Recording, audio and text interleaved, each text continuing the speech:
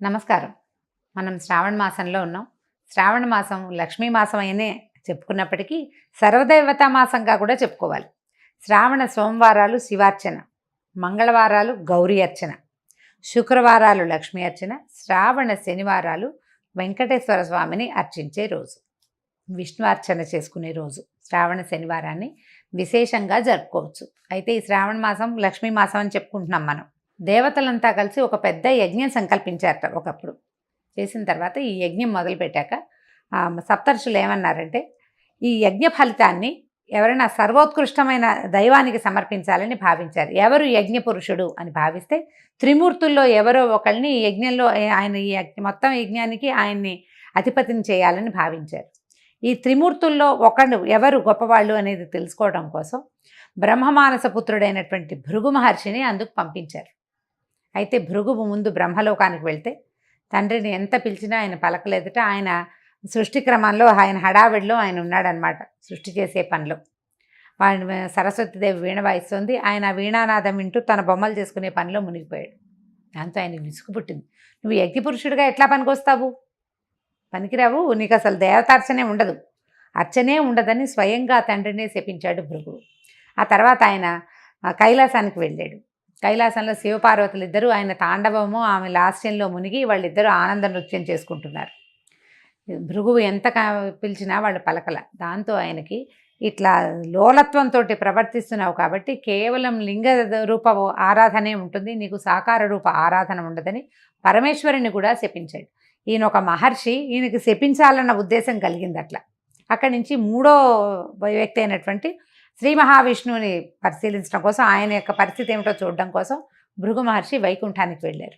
వెళ్ళేసరికల్లా విష్ణువు లక్ష్మీదేవి వాళ్ళ ఆనందంలో వాళ్ళు ఉన్నారు. ఆయన నిద్రలో ఉన్నాడు. నిద్రావస్థలో ఆమె పాదాలొత్తుతూ మైమరపడుతోటి ఆవిడ ఉండేసరికల్లా ఆయన ఎంత పిలిచినా పలకట్లేదని కోపంతో మహావిష్ణువుని గుండెల మీద కాలుతోటి తన్నాడు.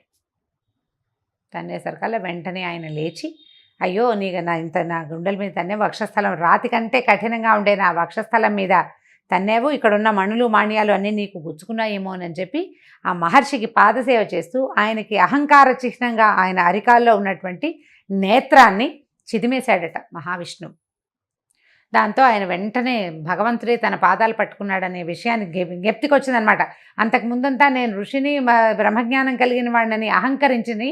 ఆ అహంకారంతో తండ్రిని, సాక్షాత్తు తనకి తండ్రి అయిన బ్రహ్మదేవుణ్ణి, తర్వాత సర్వలయంకారకుడైనటువంటి పరమేశ్వరుణ్ణి కూడా శపించి ఈ మహావిష్ణువు మీద ఇటువంటి అవజ్ఞతోటి ప్రవర్తించానని చాలా సిగ్గుపడి బాధపడి ఏమనుకున్నాడంటే, ఈ యజ్ఞానికి యజ్ఞపురుషుడు మహావిష్ణువు అని నిర్ధారించుకుని వెళ్ళిపోయాడు. నిజానికి భృగు మహర్షి ఒక కల్పంలో మహాలక్ష్మికి తండ్రి, ఆమెను భార్గవి అంటారు.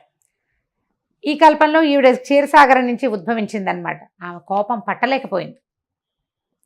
ఆయన నిన్ను తంతే నా స్థానమైన హృదయాన్ని తన్నాడు, నన్ను హృదయంలో పెట్టుకుంటానన్నావు నువ్వు, ఆ స్థానంలో తన్నాడు కాబట్టి నేను నీతోటి ఉండను, ఈ అవమానాన్ని నేను సహించలేనని వెళ్ళిపోయింది. పిల్లలు ఆయన మన కుమారుని వంటి వాడు శిశువు, మన శిశువు తంతే మనం కోపం తెచ్చుకుంటామా అని విష్ణువు బతిమలాడినా ఆవిడ ఒప్పుకోలేదు. నా శిశువైనా సరే నన్ను తనడానికి వీలు లేదని కోపగించుకుని వెళ్ళిపోయింది. ఆ వెళ్ళిపోయిన ఆవిడ భూమి మీద చేరి కొల్హాపూర్లో తపస్సు చేసుకుంటూ ఉండిపోయింది. ఈ లక్ష్మీదేవి వెళ్ళిపోయేసరికల్లా వైకుంఠం శూన్యమైపోయి మహావిష్ణువు ఆమె కోసం అని వెతుకుతూ భూలోకానికి వచ్చేసాడని, ఆ వచ్చేసిన భగవంతుడు మన అదృష్టం కొద్దీ మన తిరుమల కొండలలోనే ఉండిపోయాడు. భూమి చేసుకున్న అదృష్టం, భారతీయులు చేసుకున్న అదృష్టం, అందులోనూ తెలుగువారి అదృష్టం ఏంటంటే మహావిష్ణువు మన ప్రాంతానికి రావడం. ఆయన తిరుమల కొండల్లో ఉండగా ఆయన ఆకలి దప్పులతోటి అలమటిస్తున్నాడని, లక్ష్మీ మీద విరహంతో బాధపడుతున్నాడని తెలుసుకున్నటువంటి దేవాది దేవతలంతా కలిసి ఒక గోవుని గోవత్సాన్ని సృష్టించి ఆ ప్రాంతానికి పంపించారు. ఆ కాలంలో రాజుగా ఉన్న ఒక చోళ రాజు రాజ్యం చేస్తూ ఉన్నాడు ఈ ప్రాంతానికి. లక్ష్మీదేవే స్వయంగా నాథుడు బాధపడుతున్నాడని ఈ ఆవుని దూడని తీసుకొచ్చి రాజుకు అప్పచెప్పింది. ఈ ఆవు దూడ చాలా సర్వలక్షణ సంపన్నంగా ఉన్నాయి, కానీ రోజు ఆ గుట్ట మీదకి ఎక్కి ఆ గుట్ట మీద ఉన్నటువంటి పుట్టలోకి పాలు జారవిడిచి వచ్చేసేది ఆవు. కొన్నాళ్లకి తెలుసుకుని ఆవు ఇట్లా పుట్టలోకి పాలు విడుస్తుందని, దానివల్లే దూడ కూడా పాలు చాలటం లేదని తెలుసుకున్నటువంటి ఇక పశువుల కాపరి ఆ ఆవు ఎక్కడికి వెళ్తుందో గమనించి ఆ ఆవును కొట్టబోయాడు. ఆ పుట్టలోంచి పైకి వచ్చినటువంటి మహాపురుషుడిని చూసేసరికల్లా హతమారిపోయాడు. చోళరాజును కూడా భగవంతుడు శపించాడు. కళ్ళు పోతాయి నీకు, నీ ప్రాంతంలో ఇలాంటి పని జరిగింది కాబట్టి. అయితే అప్పుడు కొంచెం దెబ్బ కూడా తగిలింది మహావిష్ణువుకి. ఆ తర్వాత ఆయన తిరుమల కొండల మీదే, వెంకటాద్రి మీదే వకుళమాత ఆశ్రమానికి చేరాడు. లక్ష్మీదేవి యొక్క అంశ పద్మావతీదేవిగా ఆకాశరాజుకి దొరికింది. భూమిని దువ్వుతూ ఉండగా, అంటే నాగేటి చాలలో సీతాదేవి ఎలా దొరికిందో అదేవిధంగా పద్మావతీదేవి కూడా ఆకాశరాజుకి నాగేటి చాలలో దొరికింది. ఆ ఆడ శిశువుని పెంచుకున్నారు వాళ్ళు.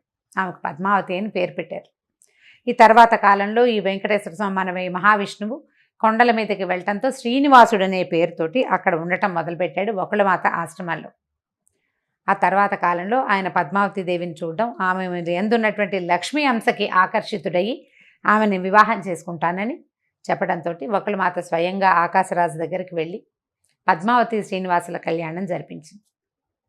ఆ తదనంతరం లక్ష్మీదేవి అక్కడికి వచ్చేయటం, పద్మావతి లక్ష్మీదేవుల తాలూకు సంవాదంలో భగవంతుడు సాలగ్రామ రూపిగా అక్కడ శిలాస్వరూపంగా ఈ తిరుమల కొండల మీద వెంకటాద్రి మీద వేంచేసి ఉన్నాడు.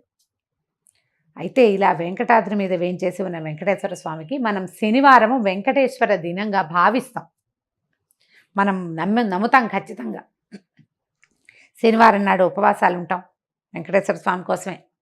శనివారం నాడే కాలినడకన దేవాలయానికి వెళ్ళాలనుకుంటాం. వెంకటేశ్వర స్వామి దేవాలయానికి తప్పకుండా వెళ్తాం. అయితే ఈ శ్రావణ మాసంలో ఇది అమ్మవారికి ప్రీతిపాత్రమైన మాసము, అది వెంకటేశ్వర సంబంధమైన మాసం అవడం వల్ల శనివారాల్లో గనక వెంకటేశ్వర స్వామి ఆరాధన చేస్తే ఈ 4 వారాలు విశేషమైన ఫలితం లభిస్తుంది. ఎట్లా భగవంతుడు వెంకటేశ్వరుడుగా మారి దశావతారాలలో లేనిటువంటి ఈ అర్చాస్వరూపము మనకి భూమి మీద ఈ కలియుగానికి మన కోసమే అవతరించిన కథని ఒక్క మాట జ్ఞాపకం చేసుకుని స్వామికి చలిమిడితోటి దీపారాధన గనక చేస్తే చాలా అఖండమైన ఫలితం లభిస్తుంది.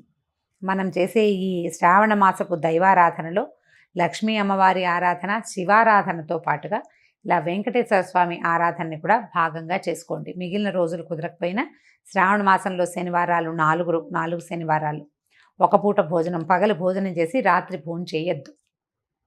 దాని విధి అదే. అన్నం తినకుండా అన్నాన్ని తద్భిన్నం ఏదైనా తినచ్చు.